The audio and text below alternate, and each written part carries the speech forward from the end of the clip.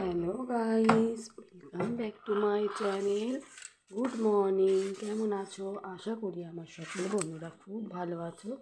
তো নতুন নতুন আজকে একটা ব্লগ নিয়ে আর একটা নতুন সকাল নিয়ে চলে আসলাম তোমাদের সামনে। তো দেখতে পাচ্ছ বন্ধুরা, আজকে সকাল সকাল ঘর মোছা দিয়ে তোমাদেরকে ভিডিওটা স্টার্ট করে দিয়েছি। আর তো চলো, আজকে আমাদের কাছের দিদি আসবে না, 7 দিন ও ঘুরতে গেছে। তার জন্য সকাল 5টা থেকে উঠে সমস্ত কাজকর্ম করে নিয়েছি। ঠাকুরের বাসনগুলো তো মাঝে দেখাতে পারিনি, তো এই ঘর মোছাটাই দেখাই। তো তোমাদেরকে একটু শেয়ার করে দিলাম বন্ধুরা। তো চলো ভিডিওটার সাথে থাকো। আর দেখো, লাঠি দিয়ে ঘরটা মুছে নিচ্ছি, যেহেতু এখন বসে মোছার আর সময় নেই। আর যেহেতু লাঠি এসে গেছে, তো আর বসে মোছাটা একটা ভালো। তো এখন যেহেতু লাঠিটা রয়েছে, লাঠিটা দিয়ে মুছে নিই। এই লাঠিটা অনেক দিনের বয়সে না, তো এই ন্যাকড়াটা, তো এগুলো আর ইউজ করা হয় না। যখন কাজের লোক বা আসে না, তখনই ব্যবহার করা হয়। তো দেখো বন্ধুরা, প্রতিটা ঘর বাড়ি পরিষ্কার করতে কিন্তু আমাদের মেয়েদের কতই না কষ্ট করতে। সকাল থেকে উঠে, ঘুম থেকে উঠে কাজ আর কাজ, তাই না? সেটা সব সংসারে, কারোর সংসারে বেশি কাজ, কারোর সংসারে হয়তো কম, কিন্তু কাজ তো আমাদের করতেই হয়। তো দেখো, আমার কিন্তু ঘর ঝাড় দেওয়া হয়ে গেছে। এখন বর আর ছেলে ঘুমোচ্ছে, এরা উঠলে তারপর বিছনাটা গোছাবো। তো দেখো, আমি বড় ঘরটা মুছে নিচ্ছি। এক এক করে আমার সমস্ত কিছুই মুছে নিতে হবে, যেহেতু সকাল সকালে একটু স্নান করবো, ওদের শ্যাম্পু করবো, আর টয়লেটও ক্লিন করতে হবে। তার জন্য ভাবলাম যে আগে ঘরের কাজটা মিটিয়ে নিই। আর তোমরা তো জানোই বন্ধুরা, আমি হলো সকাল সকালে কাজকর্ম করে নিই। তো চলো, ওই বারান্দাও কিন্তু আমার মোছা হয়ে গেছে অলরেডি। একটু পা দিয়ে সরিয়ে দিলাম, এক হাতে ফোন আর এক হাতে ভিডিও করা খুব মুশকিল। এই আমার এই লম্বা ব্যালকনি বারান্দাও কিন্তু মোছা হয়ে গেছে। সেটা তোমাদেরকে দেখাতে পারলাম না, যেটা খুব তাড়াতাড়ি করছিলাম। তো চলো বন্ধুরা, ভিডিওটা দেখতে থাকো। আর আমি ঘরটা মুছে নিই, তারপর তোমাদের সঙ্গে ফিরে।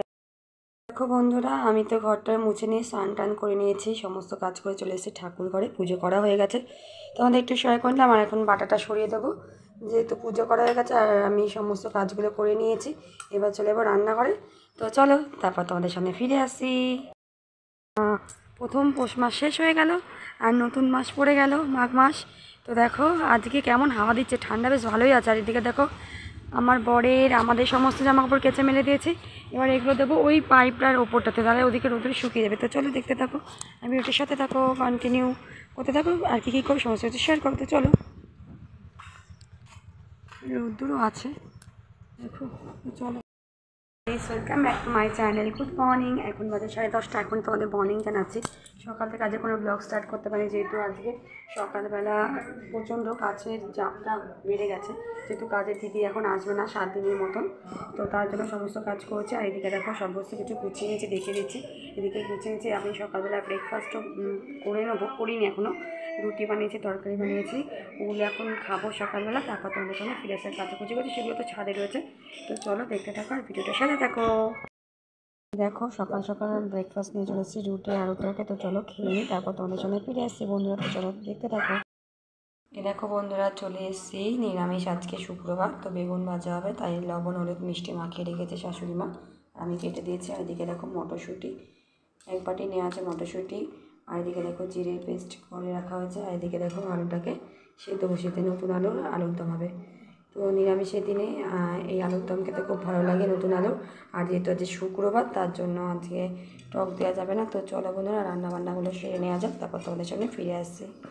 ঠিক আছে, তো চলো বন্ধুরা। দুপুরবেলা লাঞ্চে চলে এসেছি, থানামি ভাত, এদিকে দেখো বেগুন ভাজা রয়েছে, আর এদিকে দেখো মটরশুঁটি দিয়ে নিরামিষ পুরো সম্পূর্ণ আলুর দম, টমেটো ছাড়া। যেহেতু শুক্রবার সন্ধ্যের সময় পুজো, তাই একদমই নিরামিষ। দেখে দিলাম থালাটা। তো চলো, আমি খাওয়া দাওয়া করে তারপর কী করে না করে সমস্ত কিছু শেয়ার করছি তোমাদেরকে।